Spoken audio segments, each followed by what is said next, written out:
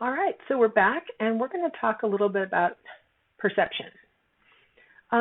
So as I mentioned at the beginning of this chapter, perception is how your brain makes sense of the information that's being collected by your sense receptors.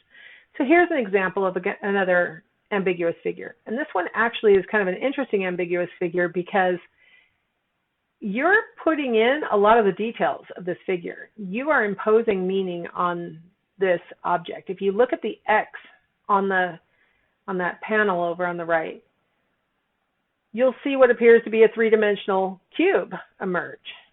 Oh wow, I just got a really interesting switch of the ambiguous figure right while I was talking.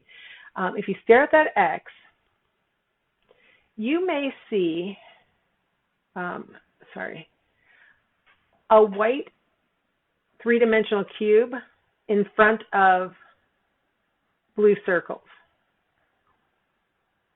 Or you might see a white sheet of paper with blue circles cut out of it, right? With circles cut out of it so that you can see behind the paper and the background's blue coming through it.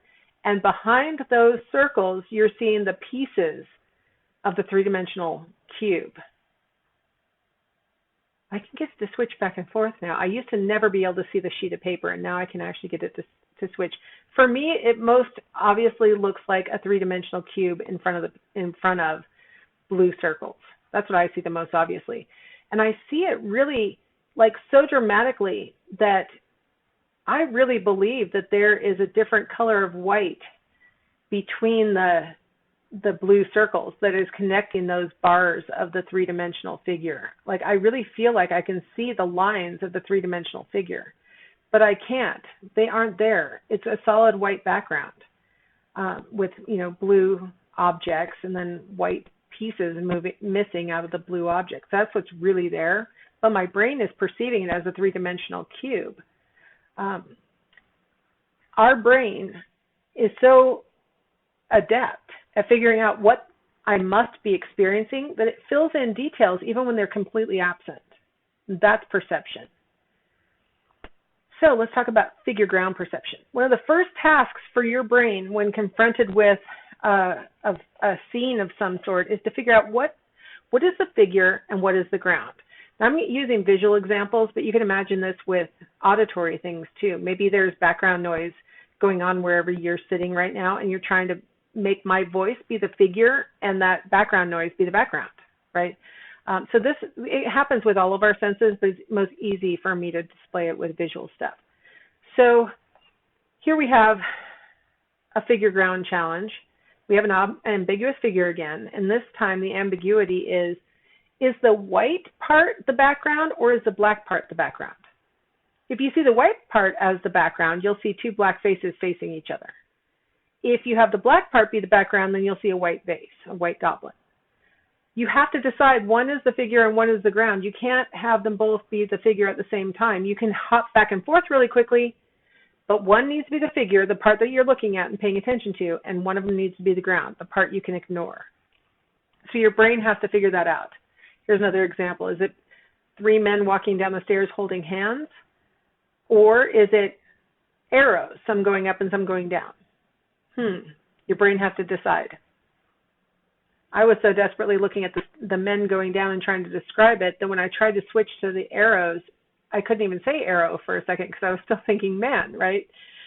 Your brain decides what to pay attention to and what to ignore.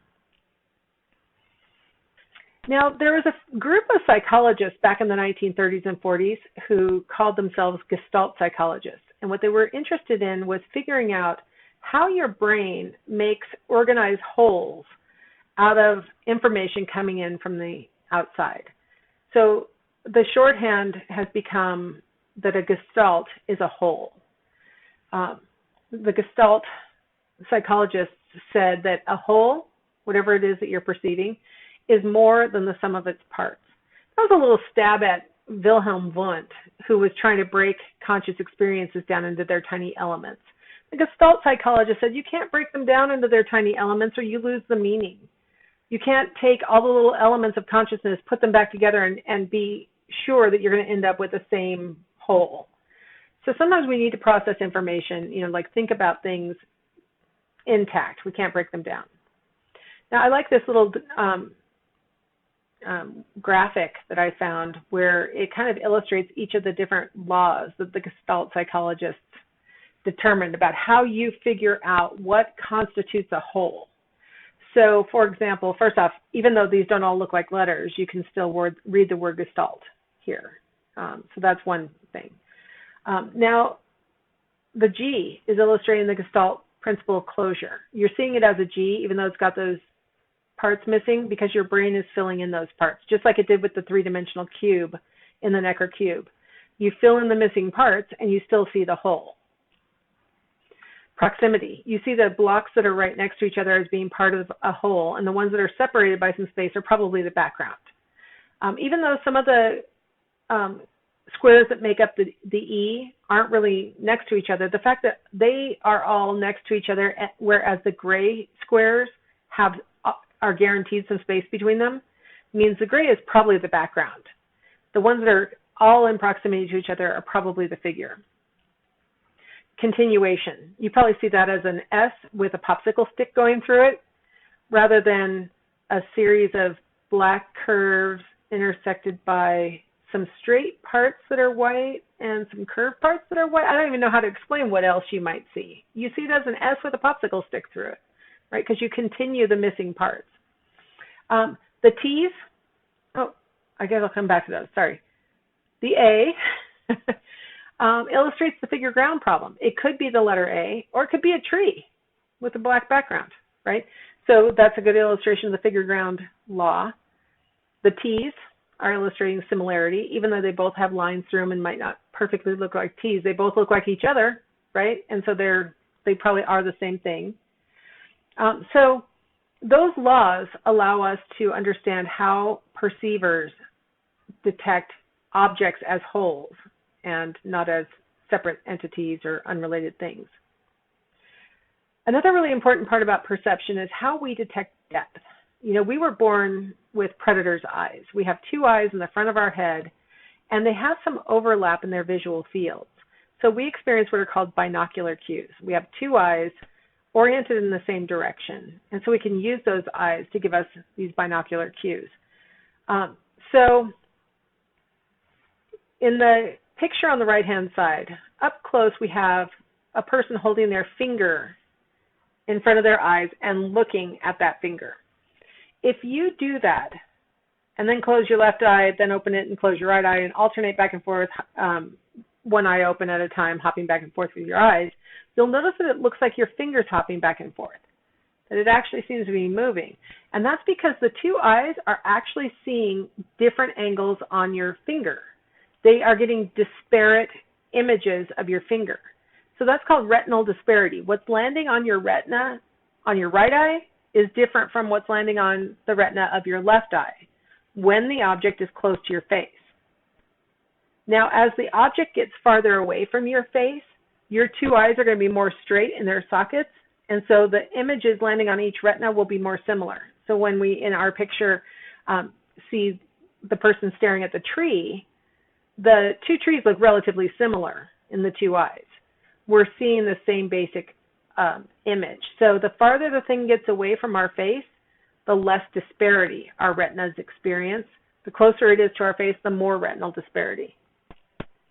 And then convergence. I kind of alluded to this when I was describing disparity, because in convergence, our eyes have to rotate toward each other in order to look at things that are closer to our face, and they can be straighter in their sockets when something's farther away. That's a little muscular cue that our brain interprets and concludes, well, if my eyes are having to rotate towards each other to look at this object, and the object looks very different in one eye versus the other, it's probably really close to my face. If my eyes are straight in their socket and the images look relatively the same, it's probably farther away. Binocular cues work pretty well for about 6 or 8 feet. And then your eyes are pretty much straight in the socket, and you lose a lot of your binocular power, right? Now we need to rely on something else. Also, two-dimensional figures. Where's the depth? How do you detect depth from 2D images? So if something's really far away, it's practically like a two-dimensional figure for us, or if it's on paper, or it's a painting. So those of you who have had art know your monocular cues. You might not have heard it called this, but these are ways that we can use two-dimensional surfaces to convey messages about depth. So we're going to use this not only for art and things like 2 dimensions, but we're also going to use it when things get so far away from our face that binocular cues don't work anymore. So here we've got a nice picture from LeConner, and we see the tulips all in neat, orderly rows going off into the distance, right? So what cues to distance do we have? Well, first off, we have interposition. So the closer tulips are obscuring our view of the farther away tulips, right? So overlap. So if you can only see part of one tulip and you can see all of the other tulip, you're going to conclude that the one that you can see all is closer to you than the one that you can only see part. Relative size. The tulips that are closer to us are physically larger in this image than the ones that are farther away. If you want to measure them with your fingers, you'll notice much different in size. Linear perspective. You know that the farmer used a normal machine and plowed parallel lines, obviously. But these lines are not straight. They are not parallel to each other.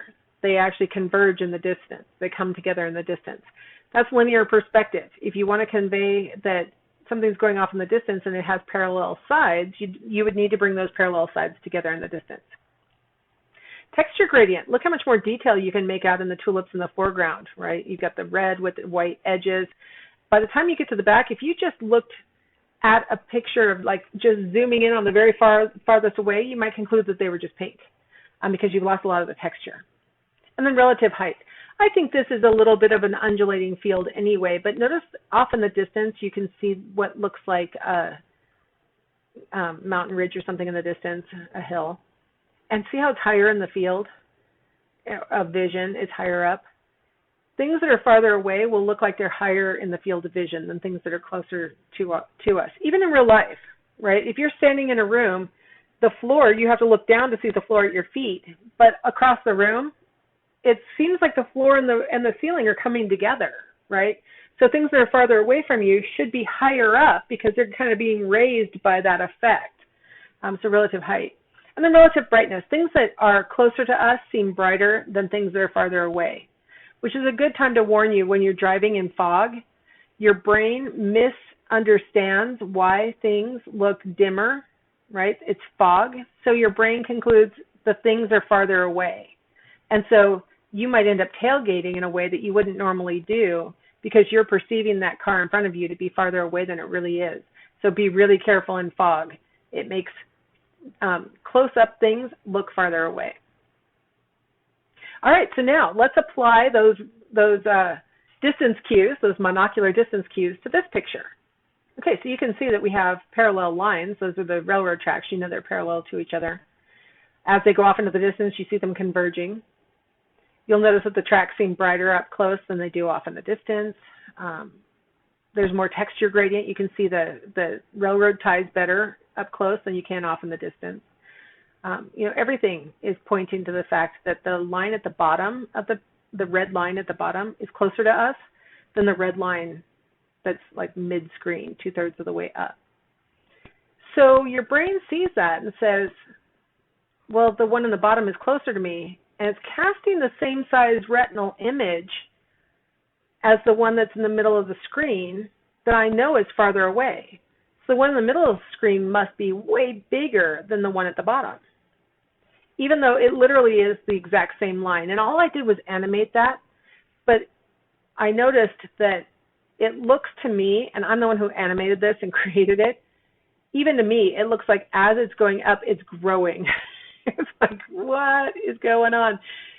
You'll just have to trust me, or you can measure them on your screen, that these lines are exactly the same length, but because of all the visual cues, the one on top looks a lot bigger than the one on the bottom. It's because our brain takes all those visual cues into account and it estimates the one on the top must be bigger. When the retinal image is the same, the distance cues causes our brain to say, well, it must be bigger, because why else would it look the same when it's clearly so far away? Kind of surprising. Let's have another surprise. Perceptual constancy. We perceive objects as staying the same, even when they cast a different image on our retina, or they cast a slightly different tone for our hearing, things like that. Let's use an example here, color constancy. So we see our little faux Rubik's Cube here on the right, and we've got yellow stickers with blue stickers in the center, and it looks like different illumination, and you can tell that by how the yellow is really bright on the top, semi-bright on the side, really dark on the other side. And then you have what looks like freakishly glowing blue dots in the center of each of those sides, and that's because they really are exactly the same color of blue. When you take them out of the context, you can completely see they're the same color of blue. But they look abnormally bright as you're getting into what should have been somewhat shaded and then really shaded. We expect that blue to change in the same way as the yellow, right? Because we're aware that in shadow, things look different. We perceive them as being constant, though, even though they appear to change different. How about brightness constancy? Okay, so we have gray and darker gray checkerboard pattern, and part of the checkerboard is being shaded by that cylinder, right? So we see that A is on one of the dark squares and B is on one of the light squares. So we perceive the A to be a darker color of gray than the B. But check this out. They're exactly the same color. I used the same shade of gray to highlight them both, and they're the exact same color. There's a certain graininess to the background image, but they're the exact same color. How do we perceive the B is so much lighter than the A? Well, context, right? We know that it's one of the light ones because the other dark ones that surround it are clearly the dark ones. So our brain literally detects B as lighter, even though what's coming in through the eye is the same shade as the A.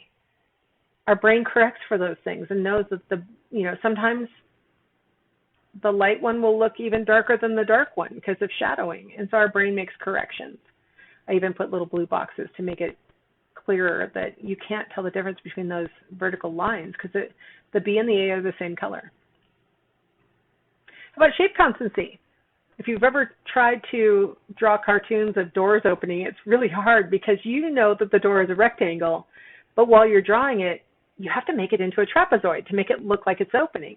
That's because as that leading edge comes closer to us, it starts to look longer relative to the hinged edge. And so our brain detects that, but ignores it and says, well, but it's still a rectangle. So when you go to try and draw it, it's really hard.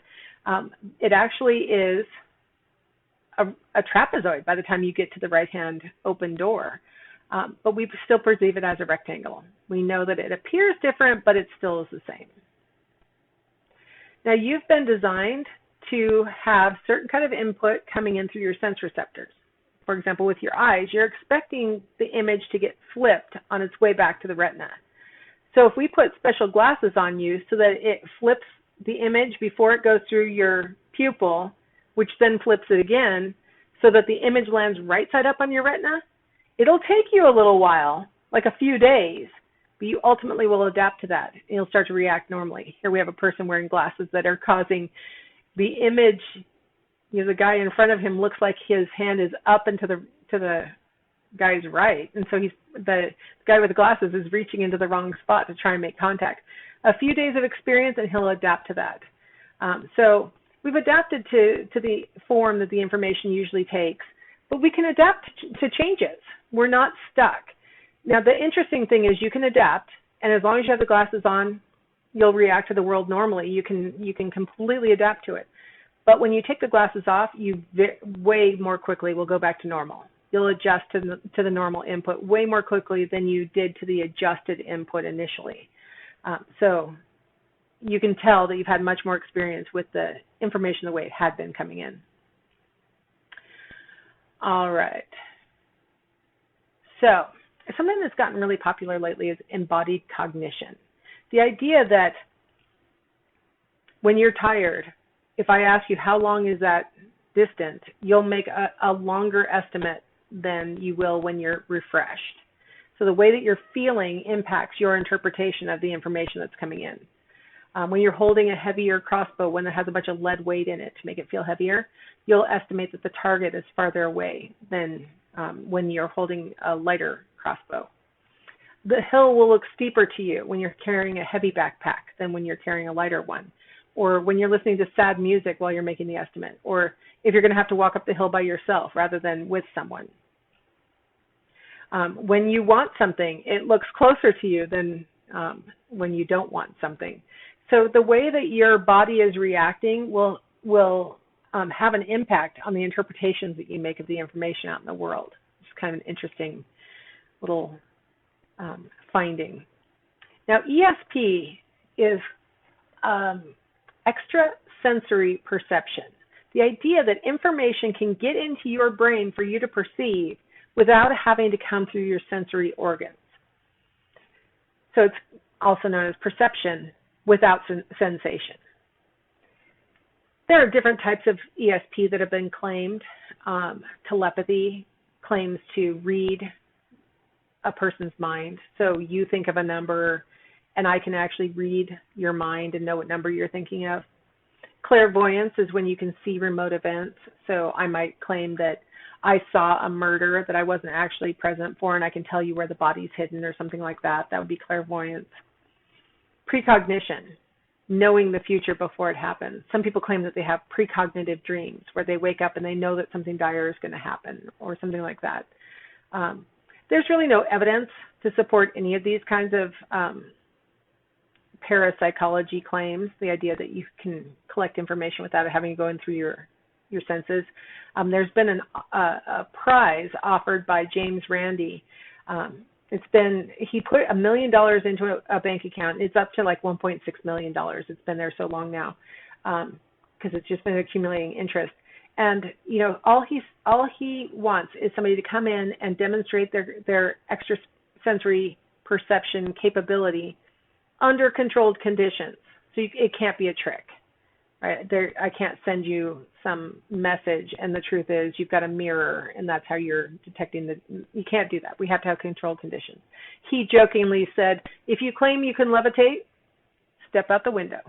So he has, he's like, you got to do it under controlled conditions. And so far, no one has won the money, because no one has ever been able to display these kinds of capabilities under controlled conditions where we eliminate the rival hypothesis that it's a trick. I had to insert that here because it's something that people talk about. And unfortunately, because we study it as psychologists, a lot of times people think that we're saying that it's real. We really don't have any evidence for it. All right. Well, that concludes sensation and perception. So I will see you next time in our next chapter.